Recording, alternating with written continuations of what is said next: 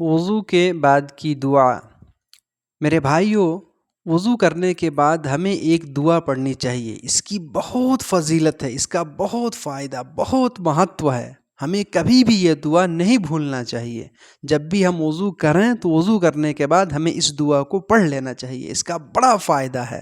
جیسا کہ عمر بن خطاب رضی اللہ تعالی عنہ کہتے ہیں کہ رسول صلی اللہ علیہ وسلم نے ارشاد فرمایا کہ تم میں سے جب کوئی وضو کرتا ہے اور اچھی طریقے سے وضو کرتا ہے پھر یہ دعا پڑھ لیتا ہے۔ کون سی دعا؟ بڑی آسان دعا ہے، پیاری دعا ہے کہ اشہد ان لا الہ الا اللہ وان محمدا عبد اللہ ورسولہ۔ رسول صلی اللہ علیہ وسلم نے فرمایا کہ جو اس دعا کو پڑھ لیتا ہے اس کے لیے جنت کے 8 دروازے کھول دیے جاتے ہیں۔ اس کے لیے سورگ کے 8 دوار کھول دیے جاتے ہیں۔